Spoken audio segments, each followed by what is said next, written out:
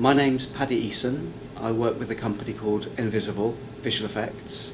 The reason we were called in to provide some visual effects for The Promise is mainly to do with the fact that it's a period story, and obviously we're filming in the present day, in the 21st century, and half the action is set in the late 1940s. Case in point was the scene here. There's a beach, a sea. This is the beach of Palestine as it was then. And the scene that we're showing is a refugee ship full of Jewish refugees, presumably from war-torn Europe, coming to Palestine to find a new life. And they're being met by a line of British soldiers who are leading them away into a sort of internment camp. So what we could film for real, or wipe through, so I'll stop it there, that's what we actually filmed. So we had quite a few soldiers, but not quite enough to create the full line on either side.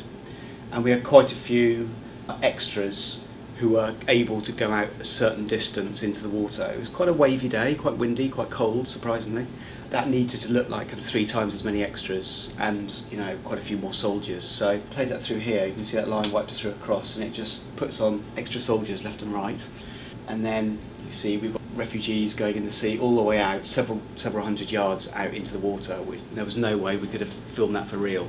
So we had a few stunt performers who were able to go further out, and we've doubled those up and made it look like instead of 10 stunt guys we had sort of 70 or something. We're just putting markers out now so that visual effects can paint in a visual effects boat, which will then see people jumping off and swimming and wading ashore, and the paratroopers coming and taking them away to be processed. And then obviously most significantly we're putting a ship in there. So what we ended up doing in the end was doing a fully computer generated ship. So it's a CGI model that's kind of textured up and painted and lit and made to look photoreal. This is sort of Len, the main character's kind of point of view. You know, he's looking out into the water and he's taking in this scene. And what we have is the refugees, you know, in some kind of desperation, jumping off the side of the ship into deep water, ready to swim ashore, you know, throwing their belongings in the water. There's several hundred of them up on the deck, and they've got a big banner here. You know, the Germans destroyed our families and our homes. Please don't you destroy our hopes. What we had was a fairly limited group of extras, and we got them to stand up on 2 shipping containers, one on top of the other, and look down as if they're looking over the edge of a boat from a great height. And then we duplicated them. We get to shuffle around to different positions, film them again. Did that about 20 times, and that means I can just kind of patch them together almost like a jigsaw puzzle and create a crowd of several hundred people up on the deck of the ship. And we had got some stunt performers to climb down rope ladders and leap off the shipping containers into crash mats.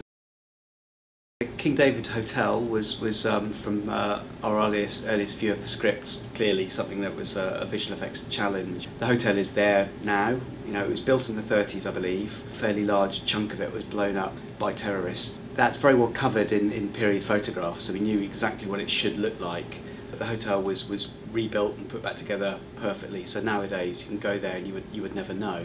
There's a little plaque outside, but you have to look quite hard to find it.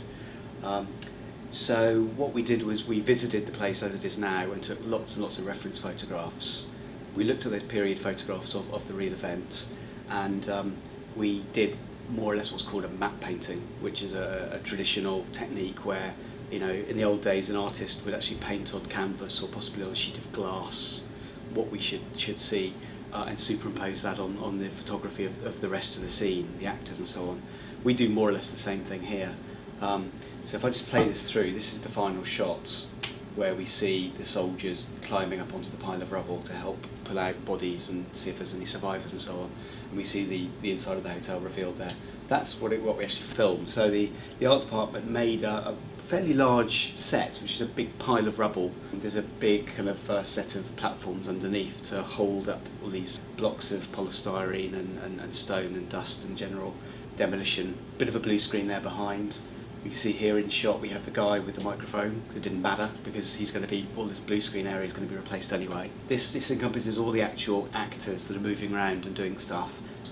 So we shrink that down to fit the composition, strip out all the stuff we don't need, the blue screen and the sound recordist and everything else, and then put in behind our matte painting. So here and here is the modern day hotel. This is all kind of cooked up out of thin air by our matte artist, looking at photographs, and then we just have to kind of do some various things to kind of make it look photographic, add a load of smoke and haze, add a little camera move. So this is the big reveal of the post-atrocity scene.